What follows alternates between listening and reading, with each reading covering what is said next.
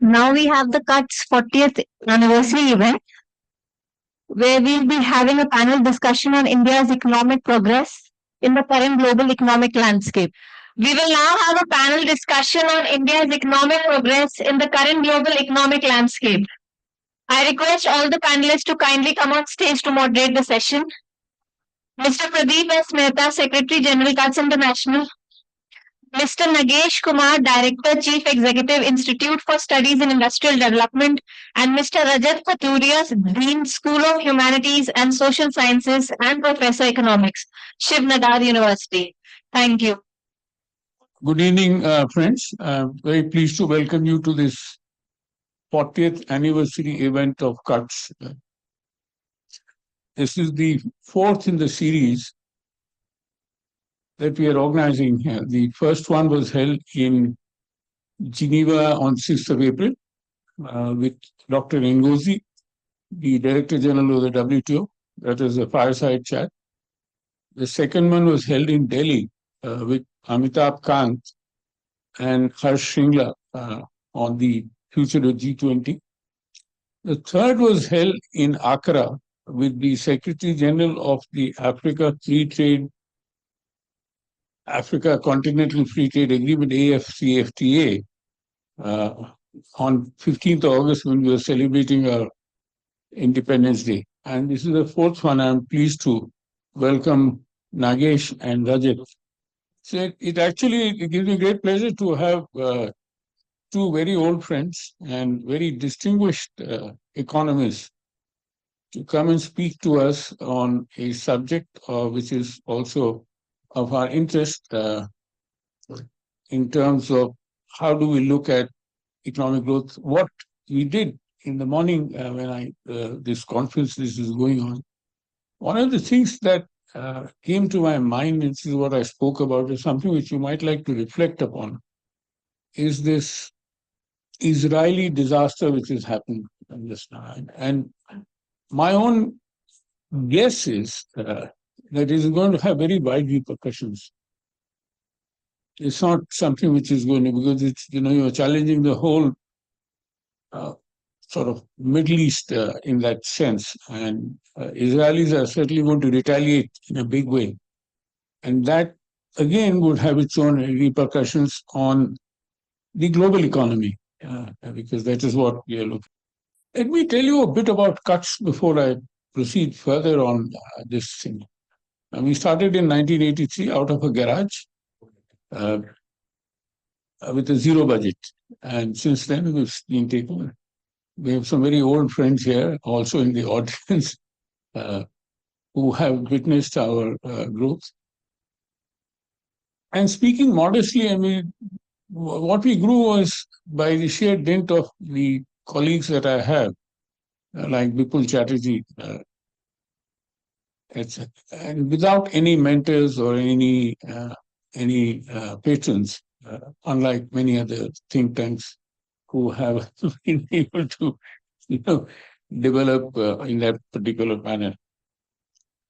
Now, today we have a global footprint, which is Washington, D.C., Geneva, C centers in Africa, and Accra, Nairobi, and Lusaka, and one in Hanoi, represented by Alice, another very old friend who's here.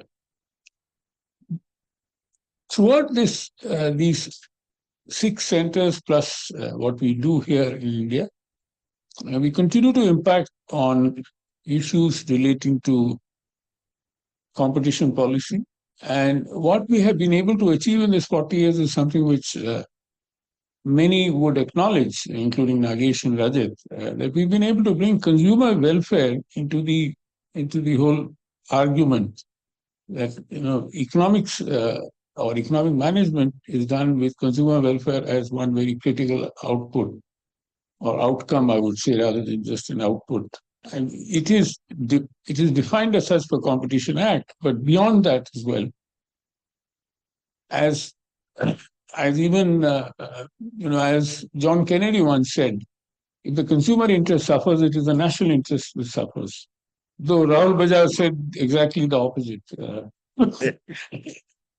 Well, another very dear friend and one of our supporters, unfortunately, is no longer. He was there on our 25th anniversary event as well. Now, but the fact is that we continue to pursue, as per our mission statement, consumer sovereignty. It is all of us are consumers, and whether we are sellers or consultants or managers or what have you, we tend to forget the fact is that we are all consumers. Having said that, we have to ensure that whatever policies which are designed and implemented have consumers as the what should I say, as the goal, consumer welfare as the goal for such policies. Now, we do a lot of work in non-policy areas also, because we are better known to do work in policy areas. Well, some of the non-policy areas where we are quite sort of strong today is at the grassroots, particularly on farmer producer organizations, for example. We run about 50 of them. And that itself is a very great learning experience for us. And we are able to bring in our own wider experience into that effect, like probably looking at sustainability issues around how do we deal with that. Now, our 40 years anniversary also sort of coincides with India's development trajectory of the last 40 years. And when we say 2047, when India will achieve its 100th independence anniversary, we would have achieved 50th anniversary of our organization. And that is what we are looking at as to how do we, how can we, continue to work in this way. Now, let me come to the issues that we're going to discuss now. Let me begin with Nagesh. Nagesh is a well-known thinker and international researcher in economic development, who's currently the Director General of the Institute for Studies in Industrial Development. He also has worked with the UN before joining this particular issue. So Nagesh, can I begin with a question to you? The G20 summit concluded recently with a lot of excitement. And it was certainly an unprecedented event in the sense that our colleagues, officials were able to get a unanimous draft, which hasn't happened in G20 summits, particularly since particularly the Russia-Ukraine. Even that was handled very adroitly, I would say, by Amitabh Kant and company. So now for experts in the common man, please help us understand what does it mean for the future of India,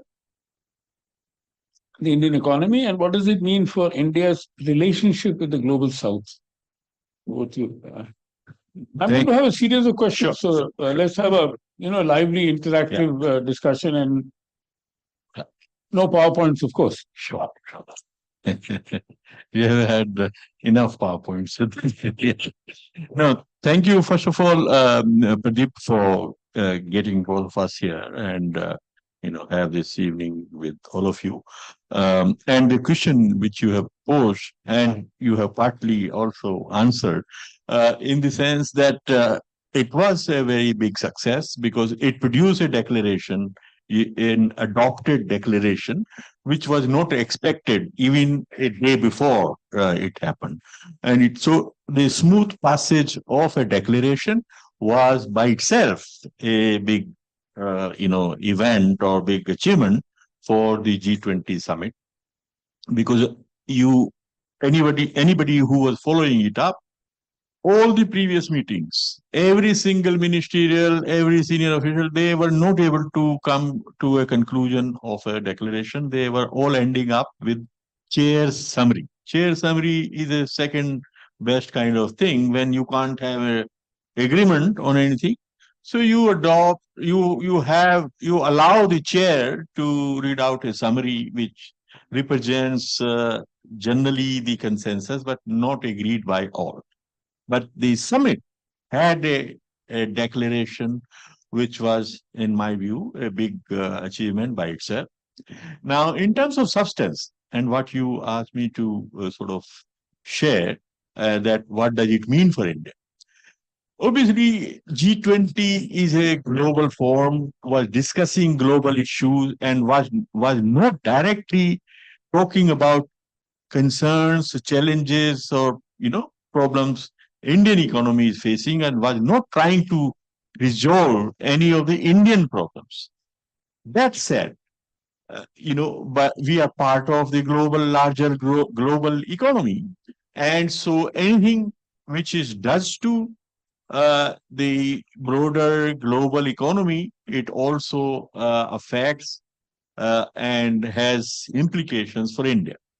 So, from that point of view, since it recommitted the world to SDGs, for instance, this G20, it did number of issues it was touching upon, which would help to get the development agenda moving faster.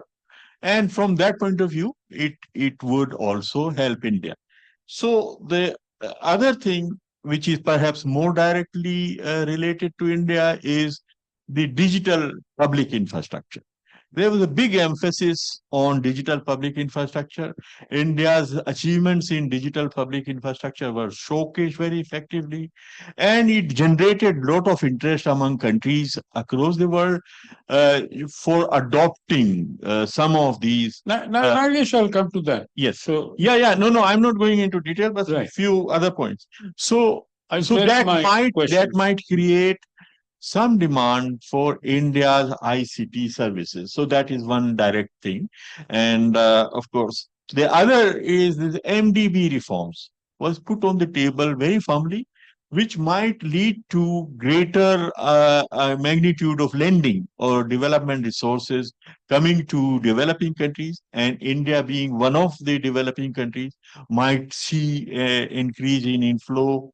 And MSMEs, for instance, there was a agreement to start a portal for connecting MSMEs with the global value chains, which might also help Indian MSMEs. So, and then I think one more thing which happened on the sidelines of G20 was this IMAC, the India, Middle East, Europe economic corridor, which, in my view, could be a game changer in terms of connectivity and logistics for India's exports and other countries' exports, if we are able to exploit its full potential. But just concluding, we'll have more opportunity. But Israel, attack yesterday or day before, puts a spanner in the, and so I think it would be put on the back burner for a while. Right. Until the peace is restored in the region. So that is an unfortunate part. And your second part of your question about how would it affect India's relationship with global south. I think there is a lot of achievement in terms of the fact that Indian presidency began with the voices of the global south in February with 125 countries, which helps to restore the credibility of the fact that India is serious about becoming a voice of global south. And PM Modi wanted to bring on the table the agenda of developing countries. Then bringing a African Union as a full member also, I think, is a very defining legacy, which will stay for a long time. That it was in Indian presidency that African Union became a full member, and it extends the reach of G20. It makes it much more inclusive as a forum. So I think on that count, India achieved. Thanks, Nagesh. Just on that particular point, my only viewpoint is that China finds it more difficult to accept India as the leader of the global south, and particularly on admission of G20, Africa into G20, etc. These are two issues with which China is very, very uncomfortable for reasons which are obvious. Now, just to clarify, for those who may not have understood, one important point which Nagesh made was the reform of the multilateral development banks. World Bank, Asian Development Bank or African Development Bank, the International Monetary Fund, and so on and so forth. Because these are all very loaded institutions in terms of their method in which they operate, sort of very Western oriented. Having said that, let me come to Rajat. Since we are celebrating our 40th anniversary, I would like you to look back and help us understand the evolution of economic policy over the last 40 years. But, and let me conclude. How has India's economic policy matured to deliver on competitive markets and competitive enterprises? Prime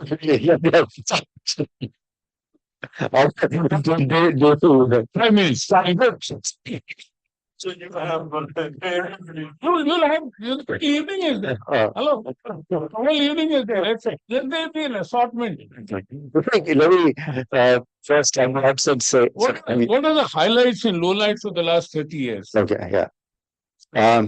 So first of all, let me thank Pradeep for inviting me and congratulate you on your 40th anniversary. I think it's a big achievement for an institution to survive for 40 years. Not only survive, but sustain and do well and contribute to economic policy making, especially keeping consumers at the center. So congratulations and to Bipul and to you and all the stakeholders who've been involved in GIPS. The question is loaded also. Only today I read a cover story of The Economist. I don't know if you've read the latest Economist, the cover story, which is looking at markets in a very different way compared to, so we're coming full circle in some sense on markets and market failures. But for India, we haven't plugged the full circle yet. And this is a favorite sort of topic of interest for many microeconomists, industrial economists, and as sort of one of them, that India embraced markets perhaps a little too late. We sort of let the government intervention continue for too long. Although in the beginning, I think it was right that we did what we did, but it continued too long because we know once a regulation intervention is in place, it becomes very, very difficult to government to undo because you create so many, and you're talking about the lowlights, you create so many interests, and economists call it political interests, vested interests, that it becomes very difficult to actually dislodge those interests.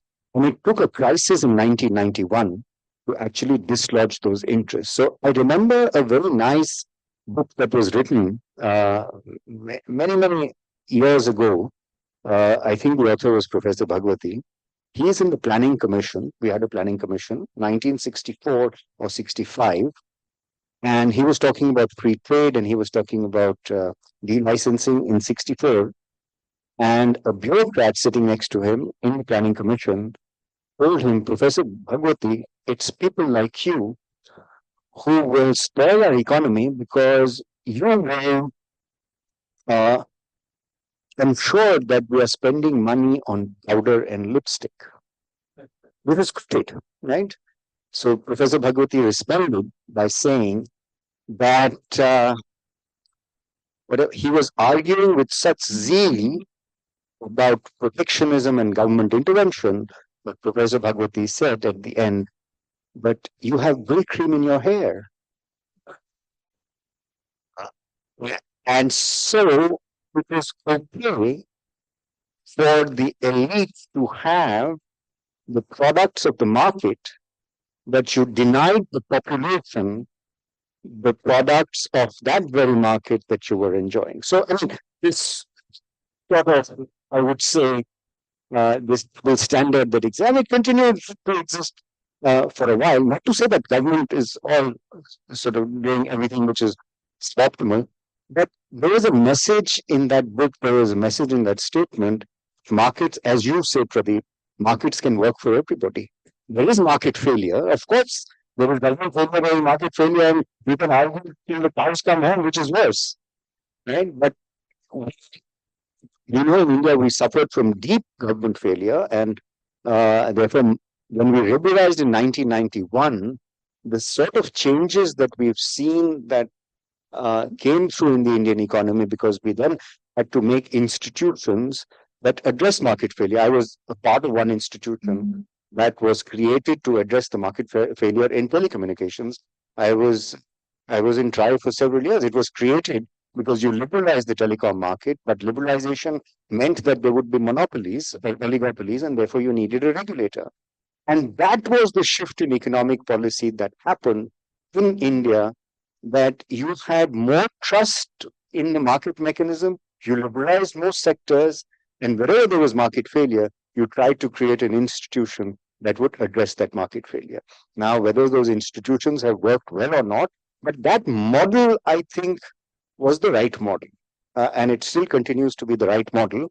And the subpart of your question is, have we been able to create a competitive marketplace?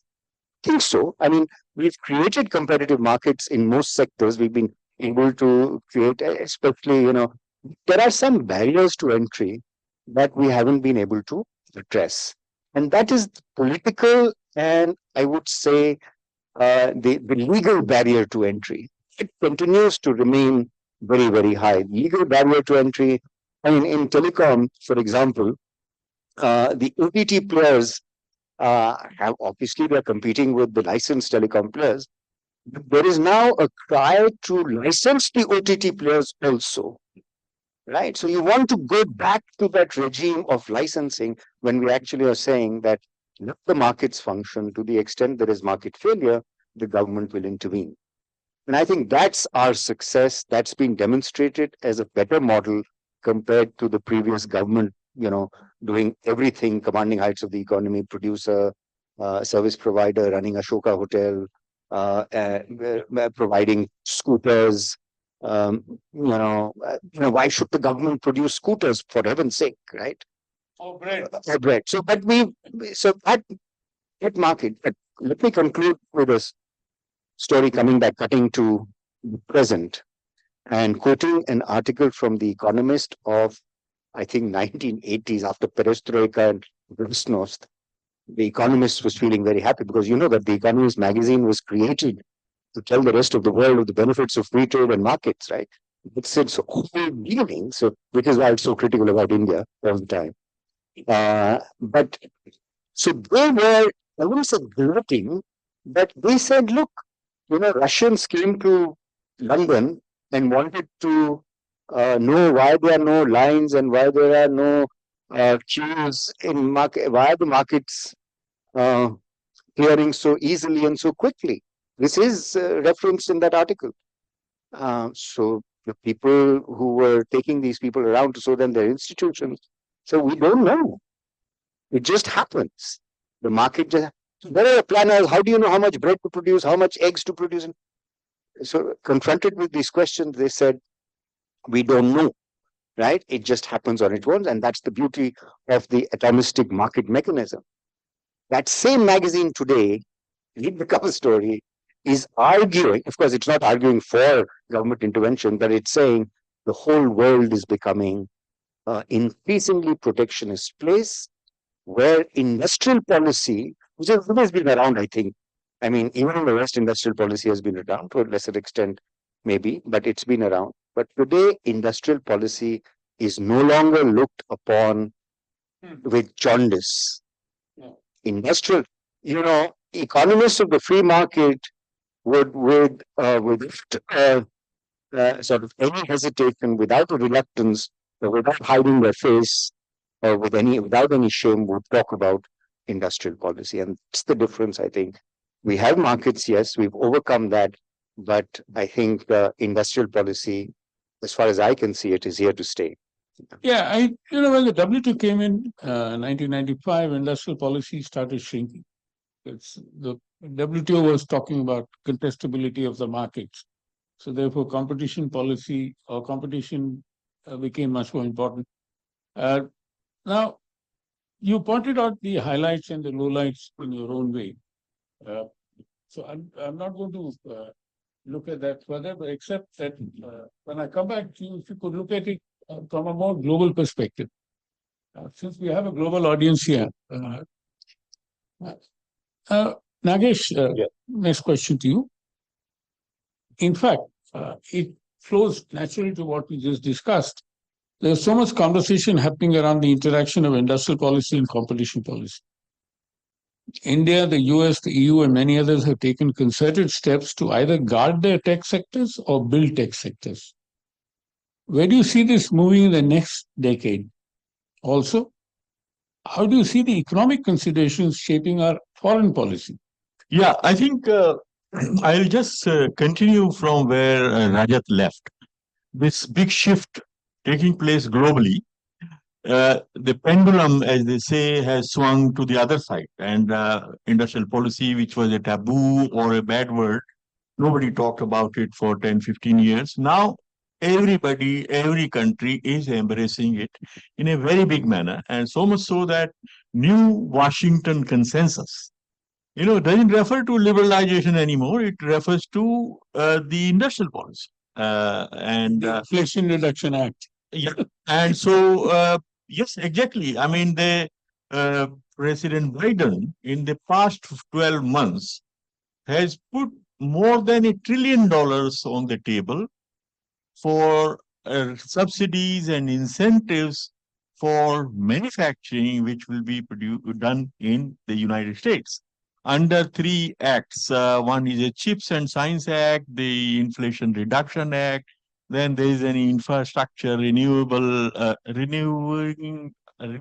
Act, something like this. So, and mind you, $1 trillion is about 5% of their GDP, US GDP.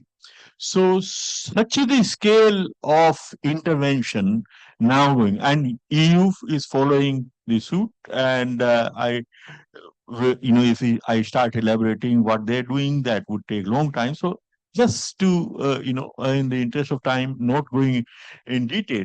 And, people are reading all of this pattern around the world and, saying that this shift, and Dani Rodrik is writing about it, he calls the shift from globalization, financial markets, and consumerism to real economy, production, jobs, and localization. And a shift, he calls it as productivism paradigm. So this is here to stay for a while, in the sense that globalization created a lot of issues also. I mean, it was not an unmixed blessing. Only few countries like China were able to grow, and from 1% to 14% of global, market, they were able to capture. All other countries and Africa, was squeezed out in this process. So it was a kind of a process which helped, certain players and not all. All the boats were not kind of lifted up. And so there were, and jobs were destroyed in many places. So there is some kind of a rebalancing which is needed. And that is what governments in different places are trying to do. And for India, a populous country with a huge youthful, population, we need to have jobs for them, and by all means. And so manufacturing, creates jobs not only directly, but also indirectly, because the linkages, backward or forward linkages of manufacturing are highest of any productive sector. This is empirical fact that time. So governments are becoming aware of the potential of manufacturing sector for job creation, and they are prepared to start some process through incentivization and all, because as Rajat was saying earlier, there are market failures. Market failures because private players are not able to reap all the harvests of manufacturing. Some benefits go to society at large in the form of more jobs and more, output and all that. So, when there are market failures, some incentives for a limited period, some encouragement are justified in the infant industry argument, and there are many such as Nagesh, Rajat also alluded to government failures in a big way. No, government failures can also happen. if you stay with the protection for far too long, and as was the case earlier, he rightly referred to, we stayed with this import substitution for far too long. I mean, all of these East Asian countries, which are highly successful in industrializing, also started with import substitution. But they turned, the policy focus very soon after they saw that capacities have been built up, push them to the markets. And Actually, it reminds me, Rajat, you spoke about Bhagwati. There's a famous push by Bhagwati and Ramaswamy, then chief economic advisor, for liberalization, but he could not fly anywhere at all, in spite of the fact that he was the chief economic advisor. Yeah, because I think, and that's one of the things that you've been able to do through cuts, Yeah. Which is that economic policy was not made keeping consumers at the center. Economic policy was made keeping producer interests in mind. That was what economic policy was in India. It was always, the Planning Commission was mainly keeping producer interests in mind, because obviously it's much easier to engage with, but now you have at that time you had no consumer organizations who could promote consumer rights, who could promote consumer interests. So it was really, our industrial policy was completely captured by producers. Bombay Club that you were referring to, and Nagesh, was a product of the producers. Consumers didn't get a look into industry. At that time also, I still remember Rahul Bajaj complaining that I cannot produce the 10,001st scooter, because I've been given a license to make only 10,000 scooters. Yes. And there was a 10-year waiting list for the scooter. For those who are from outside the country, outside India would know, there used to be a 10-year waiting list for you to be able to buy a scooter. Scooter is a middle-class two-wheeler, which is quite popular. You can well understand the situation. And the same gentleman enjoyed his monopoly. Exactly. That was the paradox. That is a paradox. That was the paradox. Having said that, Rajat, you again, let me segue into a question which you raised, a point that you made. During the last 2 decades, we have learned that markets need constant nurturing by good policy. Right. What challenges do you see policy effectively restraining market failures? Well, policy, one of the questions that people often ask me is that, and ask obviously, is policy independent of implementation? Right? No. Right? Challenge in India has really been, and in several countries of the world, has been that you design a policy which becomes very difficult to implement. So I think that's the last mile problem that we face. In terms of policy, I think we've done pretty well. There are some policies which are not, you would say that, like increasing tariffs periodically, that's not good policy. We've got a very good education policy, for instance. We've got very good health policy. Problem is, how do you begin to even implement those policies? Right. And that, I think, is... Can I take some comments from our foreign guests? Let them, speak from their own experience in their country. Mohammed is from Egypt, the chairman of the competition authority there. So actually, I would say it's interesting because I would take, for example, the automotive sector. So you've mentioned the scooters, and I would say the automotive sector was a similar situation in Egypt. We managed to go to the idea of input substitution, and the question was, it's too long for input substitution. Hence, when it takes too long, it makes a market failure and makes it much dependent. And things were moving side by side, and there was an interesting approach, basically putting KPIs on the local component of the manufacturing. So as soon as you reach 60%, then the whole tariff and non-tariff barriers going to be removed. So basically, we always say is that the government's giving vitamins to these industries until they flourish, and then they go ahead. But again, this is still a problem. because there is sometimes if you don't follow these KPIs strictly, you make yourself as a government failing the markets through these policies. So things have changed. 2011 came in, new crisis, hence the KPIs were not achieved, and now we're starting a new one with a new strategy on the automotive sector. Putting on into that competition as a pillar, one can see in couple of cases that the agency have looked at. The most important, I think, factor is not the primary market, is not the selling of the car. The secondary market is the most important thing. Looking into spare parts and looking into the technology of how you can basically use the spare parts. Giving an example of a case has to do with Skoda, Czech Republic company.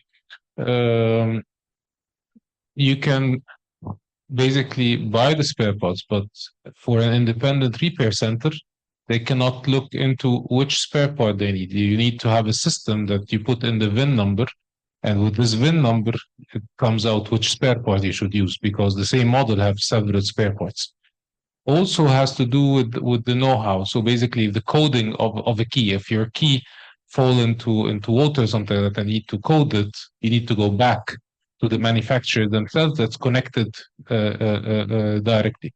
So the matter of the thing says that historically, we did not depend so much on this digitization. So any independent repair center could easily go in and fix the car. Currently, in this new sphere, it's becoming much more complicated. Hence, you can see that there is no market concentration upstream in the primary market, but you can see more concentration downstream. Hence, we're currently working on the guidelines on how spare parts and aftermarket service should be looked like in order to make sure that even if we're concentrated upstream primary market, no enough imports, you at least open up the market downstream into the spare parts market. Hence, you increase the selling of the secondary market. Thank you. Yeah. Thank you very much. Very interesting thing which Mohammed mentioned today is there is a committee on competitive neutrality chaired by the Prime Minister in Egypt. The kind of competition reforms which are happening, something which we've been advocating in India unsuccessfully, and they have been very successful. Advocating that. Yeah, no, we'll do it. Then it will happen one day. Yeah. Harden is from South Africa. Can we hear your experience on some of these issues that we discussed about industrial policy versus competition policy? He is the Brazilian colleague here. I can Sorry. I can't see. Yeah. No, yeah. Maybe it will also be a question because there are a lot of lessons to learn, I think, from India in a number of sectors. And I think we're discussing pharmaceuticals today.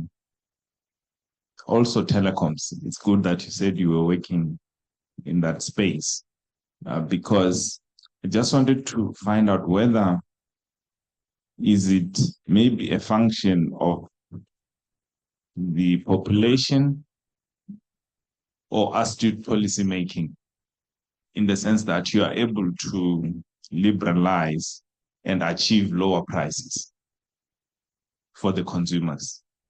So in the case of South Africa, where we have liberalized, say in telecoms, you do have concentration, oligopolies, right, and do not achieve lower prices or competitive prices. So which still requires a lot of intervention from a competition policy or authorities point of view. The same with pharmaceuticals. So I think Harding, can I interrupt you here? One particularly, you have an electricity monopoly and your whole electricity market is in a very bad shape. Why? What is the government doing about it? So I don't think the grid in South Africa. So if you ask me, then you ask me this question.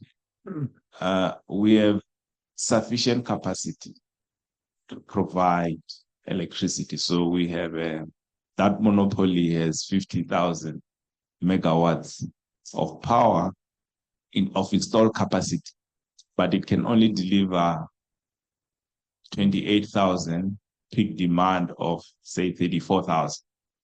So then you'll have that shortfall. I didn't see that as a government issue. In fact, it's a competence question of individuals assigned to these entities. So the policy is there, the budget is there. We But constructed. there's a lot of corruption. Yeah, this is and I don't see. This is where you said there's sometimes government failure. Yeah, There's this is the governance. typical case of government there's failure. governance. ESCOM. There's Yeah. governance failure, but I think Yeah. it's a governance failure Yeah, right. issue, not so much a government failure. Because government, I think, at least my sense, just provided. Government could be synonymous in the case. No, I think in terms of SOEs, and I think if you look at the OECD has done a study on this, Right. that I think in developing countries, most leakages are through SOEs. In some cases, governments are involved. In some cases, is the elites in those SOEs that are bleeding them dry. Yeah. So I'm in India today. I don't want to say anything about the Guptas in South Africa. Let's go back home. Oh, you invited them, eh? We need to understand them. I just want to respond to one of the points that you made very quickly. How India achieved low prices is an interesting story. It's obviously competition and technology have a role to play. But it's also a matter of historical accident because there was one big player who came in and sort of disrupted the market very badly. The player came in with newer technology, which was cheaper and planned for a long time. But when that player was not in the market, prices were actually pretty high. Data prices were pretty high. So it was a disruptive entrant. So what the government did was said, okay, anybody can come in. Of course, not everybody can come in because there are entry barriers. So only big players will come in. But there was a disruptive entrant. In the background, there was, I would say, competitive neutrality, or there was sort of open markets and liberalization, so anybody could come in. But had the entrant not been there, it would have taken India a long time to get to where we were. So it was just luck, I think, to some extent. Thank you, Rajat. And let me turn to Alexei from Russia. What is your view on this whole debate on industrial policy versus competition policy? Russia still has a large number of state-owned enterprises. And then that's the last interaction, and then we will wind up with your closing remarks. Yeah, I think actually the I wish the Brazilian colleague was here. Anyway, sorry. Yeah. Please. Yeah, just very short because I was speaking too much today, actually, on different sessions. But as a current actually crisis we're going through, because it's like a full scale, maybe not poly, but to a certain extent is poly crisis, geopolitical, economical, social, all sorts of things. And it actually shows very interesting problem. I mean, gives us food for thought about the role of antitrust. As a current government, I think, role of competition policy, you're right, yeah, role of competition policy. So the current government, I think, to a large extent, treats competition law and policy as a kind of unnecessary luxurious thing you have when you have like everything going smooth and, you know, in peaceful manner. So it's good to have in good days. But in bad days, you kind of, you know, prioritize different things. You try to consolidate, you get, you know, kind of mobilization type of, you know, economy. And that's how they think they can overcome these problems. And I think there is an intrinsic problem in this type of thinking.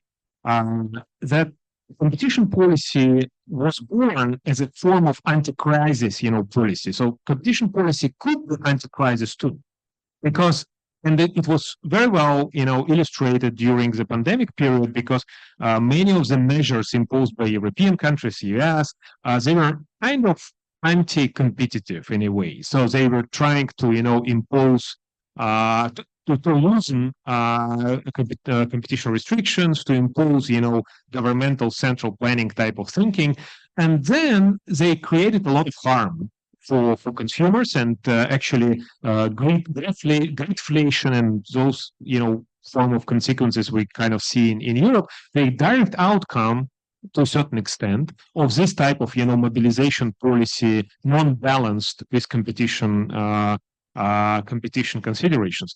That's what actually I think would be next chapter in the current Russian crisis story, because I mean going through this crisis, I think without proper competition policy, without proper consideration of the structural aspects of anti-crisis policy, we end up in a worse position than we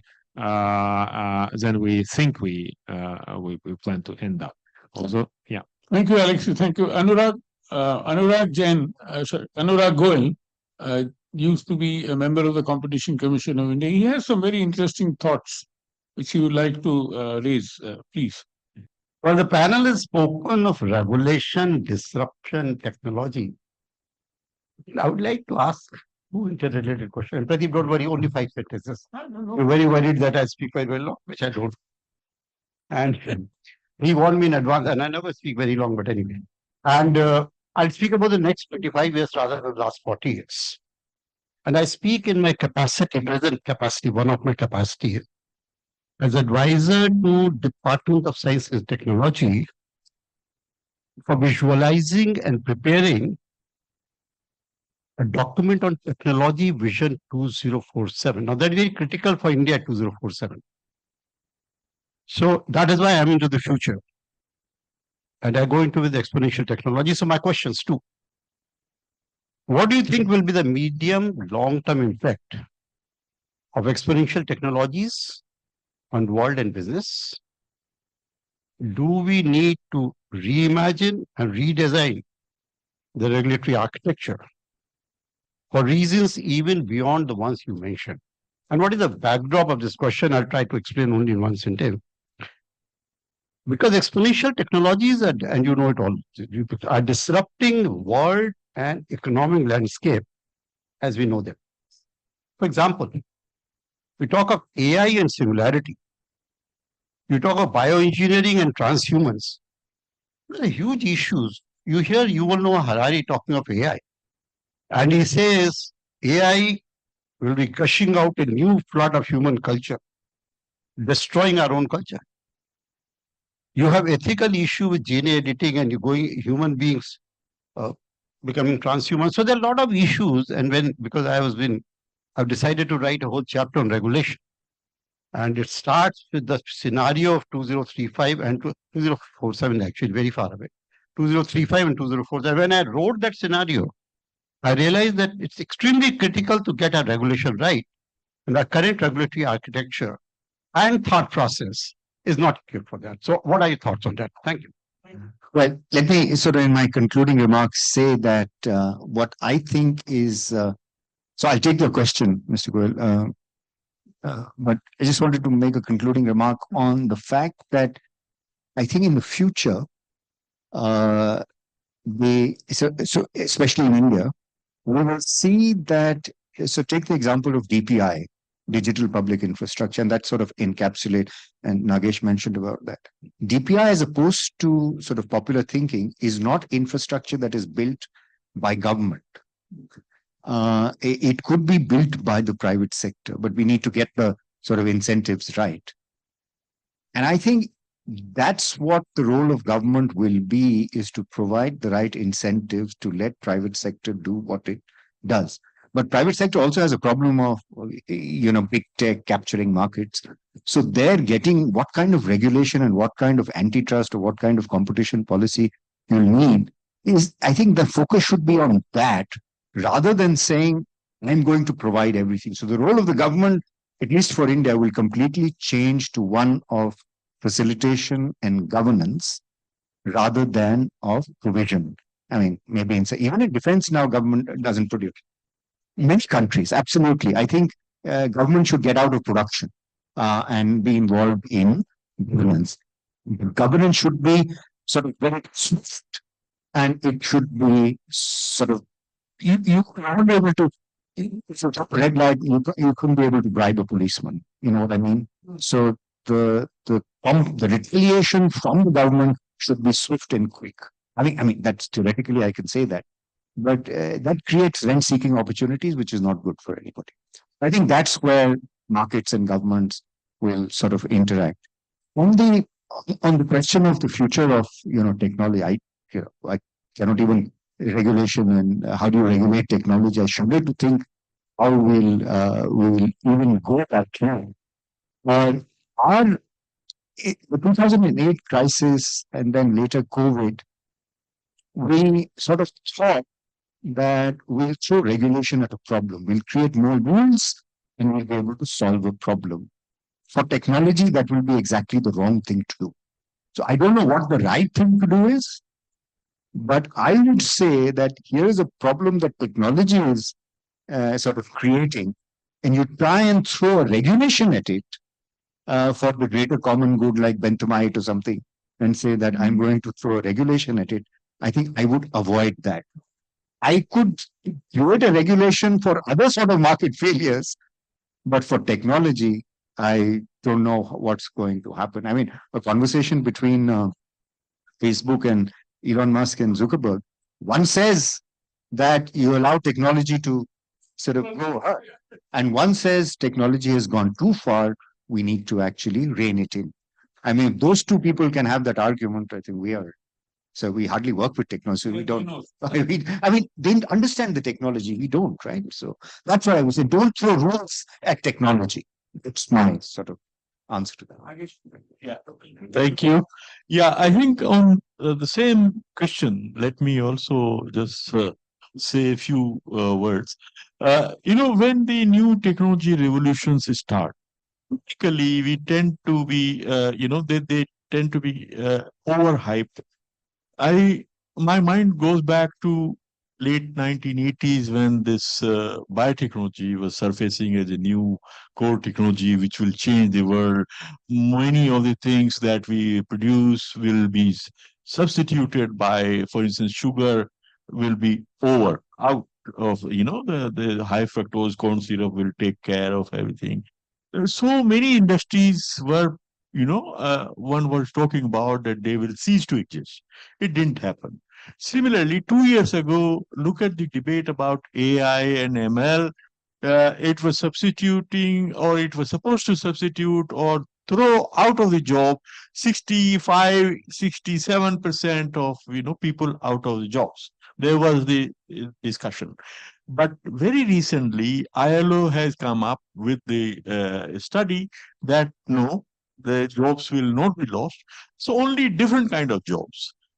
So some routinized tasks will be replaced by a robot, but there will be more jobs created of highly skilled people. So what we need to do is to train and reskill our people in new types of skills that will be needed. Routinized jobs may be replaced. And I think Rajat is absolutely right. Trying to bring regulations to stop technology in its tracks can only damage our own prospects, because everywhere else in the world they are going ahead with their innovations, and if we don't, then we will be left behind. So it is to our disadvantage. I think Indian industry, Indian services sector, and government, e-gov is the real thing. They need to exploit the potential of these new tools that are available. And we have seen how DPI can solve so many problems. Direct benefit transfers is saving how many $1 billion every year. So all of these are good things and we should use them. And of course, when there are misuses and monopolies building up, because obviously some regulation is needed on that. Thank you. My friend Alan Asher has a point to make before we conclude. Yes, He's from Australia. my point is that 76 years or thereabout ago, India was a country that many felt was in a terminal state with massive poverty and all of those things. And 3 5 year plans later, things didn't seem much better. But I think the point I want to make is that as we look at the progress and development of India, we have to have a time frame that is much longer than many of us would like. That I think it's right to be impatient for reform. It's right to want things to happen overnight, but it's wrong to imagine they will. And that I've seen in my first visit to India was, I think, pretty well the first year that Cuts was about. That was also the first year of Maruti and Suzuki. And think back to the policies around that. Not long after the second big round of currency devaluations and things as the country, and demonetization, struggling to work those things out. Anyway, my point isn't so much about that stream of history or even the economics, but one thing that I think was a powerful feature in all of that, and that's partly why we're here right now, is the growth of groups like Cuts and the rest of civil society, which I genuinely believe has underwritten the maintenance of the democratic nature of India in a way that you just don't see in many other countries. I've worked in the 10 ASEAN countries and others where civil society is not all that significant. Some are, but in many it's not. And that civil society, consumer rights has developed a powerful desire from many ordinary people who start to demand of government that services be provided, that privileging power be attacked. And I see that signs of that all over India. So I'm highly optimistic. Thank you, Alan. About the future. But just to, without, in the recent past, as non-governmental organizations, we are much more restrained than we were in the past. It's a threat too. Yeah, but that's how, we have to deal with situations the way they come. We can't afford, otherwise, whatever little we can achieve, we would not be able to do that. And we have to look at it very pragmatically. Thank you. Do you have any comments to Alan? No. Over a beer. Right. Thank you. Let's all.